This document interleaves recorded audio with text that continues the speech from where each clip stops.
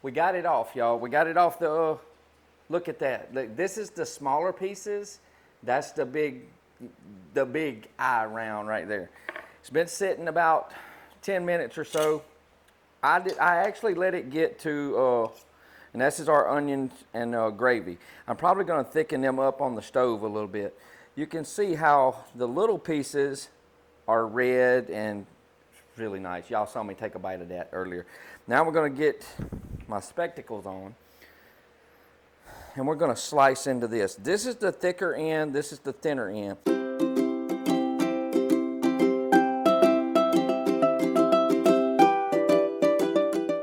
5.5 pound Ive round going on the Z-Grill. We're gonna be making some homemade,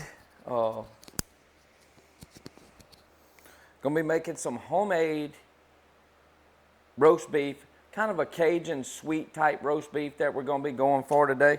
But we've gotta trim up our Ive round. So we're gonna get this thing opened up. Try not to make too much of a mess.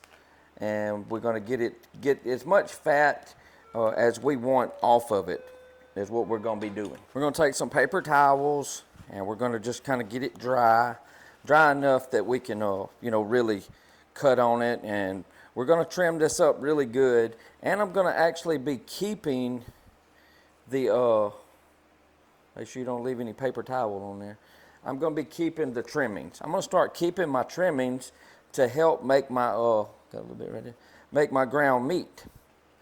So that's what we're gonna do. We're gonna trim off all the big fat, and I've got a little Ziploc bag that I'm gonna put those trimmings in.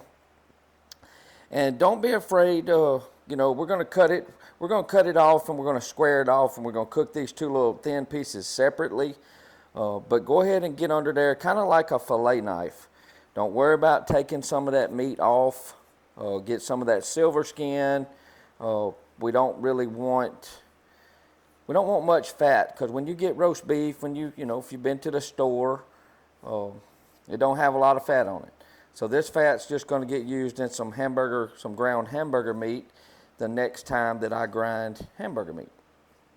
Take your time and just get it all nice and trimmed up down to where it's mostly meat. You don't want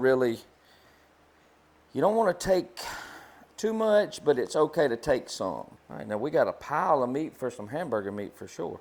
All right, so this is the thin end, so we're gonna back up here for where it's pretty thick, and we're gonna cook this piece separate. That right there is gonna cook separate, and we're gonna cut this end piece separate. So yeah, we should be about the 2-hour mark, I think. And we'll be able to snack on this because I want to make sure this is rare.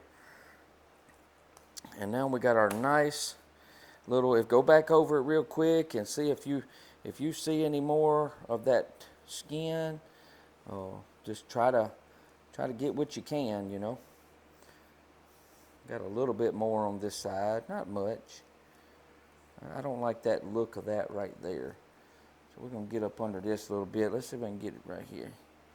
Get up underneath that last little bit of skin. A little bit of that off so we can get that seasoning right down on that meat. And I think we're good. So we're gonna put our trimmings.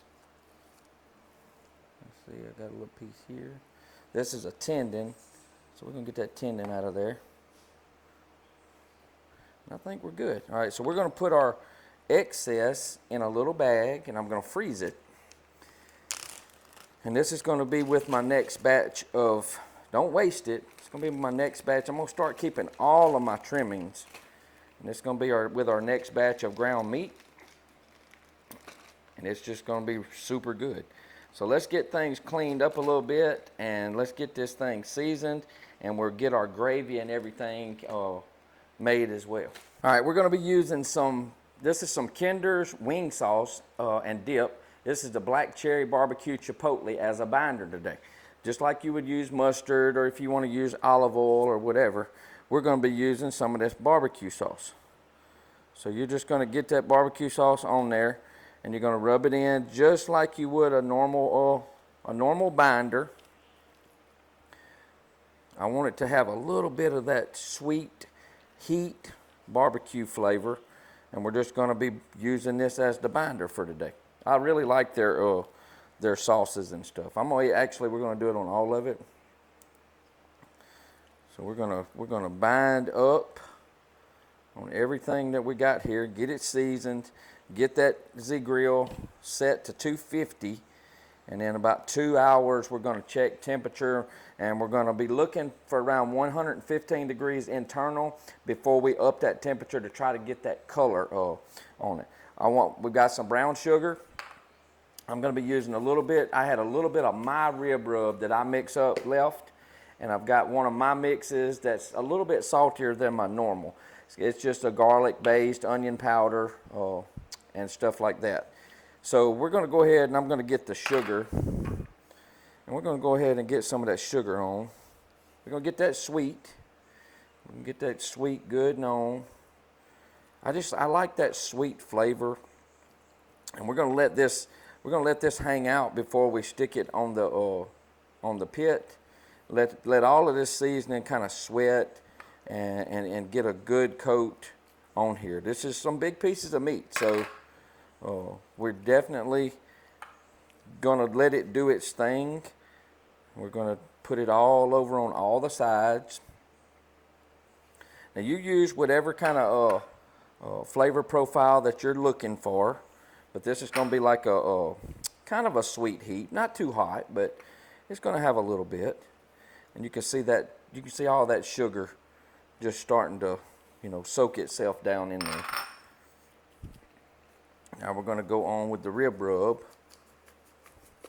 Go ahead and coat it good, because remember, when you take a bite of that roast beef, once you slice it really, really thin, you're going to need that flavor right on the very, on the outer edge of the roast beef.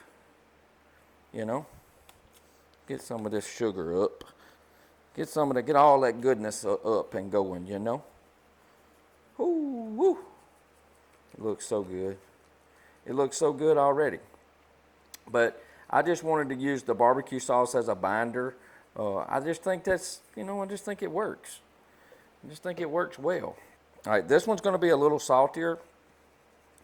So we're going to, and you can see it holds the seasoning really good. Plus you're getting that barbecue flavor. So this is going to be a barbecue, Cajun-y type roast beef is what we're going to be after. And hopefully with this on it, it's going to actually get a good color. It should have a nice red smoky color. Hopefully the smoke ring's not going to go down very deep. Smoke ring's just not going to have, it's not going to have enough time. It's just not. Ooh, good. So be generous with it. Be generous with it and let it have its nice little coat. Just like so. All right, so we got it seasoned up good. We're going to let it kind of do its thing. We're going to get the onion sliced up, and we're going to go ahead and get the broth made for the au jus type gravy. I didn't have any au jus, but we're going to use brown gravy. Now we're going to make we want like an au jus type gravy to go with the roast beef, so we can either make sandwiches or just eat the gravy on the roast beef. So what I'm going to do is I'm going to take a 1 Vidalia onion. I do have another half in the refrigerator, but we're going to slice it, relatively thin. We're going to try to get, as thin as you can with a knife. They don't have to be, but it's just so we can get enough, so everybody can and they'll cook nice and even. Instead of doing full rings, we're just going to do the half moons. And just watch your fingers. You may have some there at the end that's a little bit thicker, but take your time. You can get them pretty thin. And we're going to take them and we're going to put them, just going to tear them, make sure they get apart, or for the most part anyway. Now this has got that little centerpiece, so we're going to throw that out. These are a little bit wider. I'm going to do the same thing. And then we're going to make some broth. We're going to make some beef broth. We're going to use some brown gravy. If you have an au jus pack of, au jus gravy mix, you can use that. I'm just going to make my own with some dry brown gravy mix. You could also, if you wanted to use some Lipton onion soup mix or just onion soup mix, period. I'm not sponsored by any of these people. It's just what I was raised up on, you know. All right, so we got, look like we're going to have plenty of onions with the one. The one Vidalia is going to get it. Going to have enough with that. And then we're going to move that pan up here. And you can put whatever else you want in it. I'm going to season it. We're going to season it up a little bit with a little bit of this is all I have left of my regular granulated garlic, granulated onion, salt, and black pepper. I am going to add some more black pepper, but we're just going to add in a little bit of that seasoning.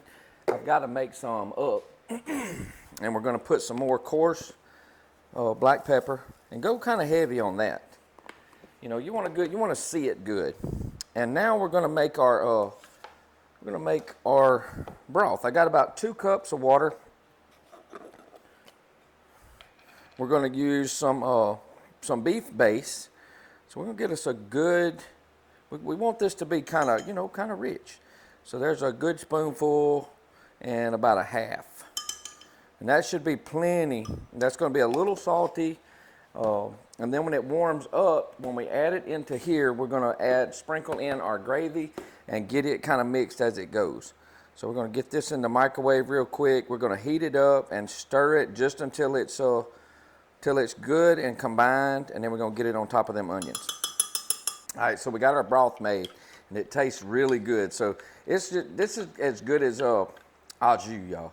So just use what you got. So we got 2 cups of some rich beef broth. I'm going to have to microwave it about 2.5, 3 minutes to get that to kind of make. Let me get my rag. See if I can clean up my little mess here. Clean up my little mess. And now we're going to take our brown gravy mix. And we're just going to sprinkle our brown gravy mix on, and then we're going to get it stirred in. And we don't want to put too much of this because we don't want it to get too thick. So go in with about a tablespoon. Give it a little stir. Get that kind of down in that warm. We can always add some at the end if we want it a little thicker. But we want this liquid in here, and you may have to make some more because we're going to put this on the grill. We're going to put this on the pellet grill off to the side. We're going to go out there and look, and this is going to help act like a moistening agent where this water is going to start to evaporate a little bit, and these onions are going to get a little soft, and but it's going on the Z-Grill as well. So we're going to run out there real quick and put this on. I've got the eye round on there now. So I'm going to check it in 1 hour and 45 minutes to make sure we don't go over that 115 degree mark. That way we can pick that heat up if I need to get some color, and we can go from there. But I do want to make sure we stay on that medium rare. So we're only going to let it sit and rest for about 10 or 15 minutes before we're able to slice this thing up and make some awesome sandwiches. All right, so let's take a look. The Z-Grill's running a little bit hotter than 250. It's finally, I got it on 250, but it's coming down now. So we had 270. It was still in its heating up mode. All right, so we got the eye round on this side away from my grill tends to get hotter on this side. So now we got the onions in the broth on this side, and we got the 2 smaller pieces on top above it. We're going to let this just kind of marinate and let that evaporate a little to help keep the eye round moist. We are going to check these sooner with my Therm Pro, and those are going to come off rare. So when they get to like 115, 120, those are going to be coming off. So it's going to be super good. So we'll be back here just as soon as everything's ready. All right, we got the 2 little end pieces off, y'all. They've been resting now, and we checked the temperature. They actually got up to, let's see where this one's at. This one's at 120. This one's going to be a little bit more rare than that one. That one got up to 132, 134, and look at the color. Look at the color. My wife just took her a bite. Look at the color, y'all. It's tender. You get plenty of that seasoning and that sweet on the outside. Yeah. When that gravy gets ready, whoo, the big one's still on. Now this only took about 40 minutes to do this, maybe a little more. Let's slice this piece. This one's gonna be a little bit more rare. Oh, it's not much. The color looks about the same. Now we're trying to get these things sliced up fairly thin. And you can use your favorite, I know what I'm gonna make. I already can taste it. It's gonna be really good. I'm gonna make some horseradish mayonnaise for me, because I like that stuff. Oh, look at it tearing apart. Y'all, this is gonna be a good add to your repertoire because it doesn't take that long to actually cook it. And who doesn't like a good, and you get you some barbecue sauce, but I'm gonna make me some horseradish mayonnaise, y'all. Wow. This is good. This is my first time making homemade roast beef. And I tell you what, I don't know if you can go wrong with that. I just don't know if you can go wrong with that. It is super, super good. Nice pink color. It's juicy. I think y'all gonna like this one. So now we gotta wait for the big one to get ready and get a lot of it sliced up, y'all. So it's gonna probably take another 30 minutes on that one. I'm gonna go check the temperature on it. It was still less than 100 degrees earlier, but these are the two end pieces that I cut off. Whoa. So I'm happy so far. All right, y'all. We got it off, y'all. We got it off the, look at that. Look, this is the smaller pieces. That's the big eye round right there. It's been sitting about 10 minutes or so. I actually let it get to, and this is our onions and gravy. I'm probably gonna thicken them up on the stove a little bit. You can see how the little pieces are red and really nice. Y'all saw me take a bite of that earlier. Now we're gonna get my spectacles on and we're gonna slice into this. This is the thicker end, this is the thinner end. Now remember, what I did is when it got to 118 degrees, I cranked the heat up to 450. Left it on for about another 15 minutes, let it run up to 134, 135, and then we pulled it off. And then it's been setting for about 10 minutes.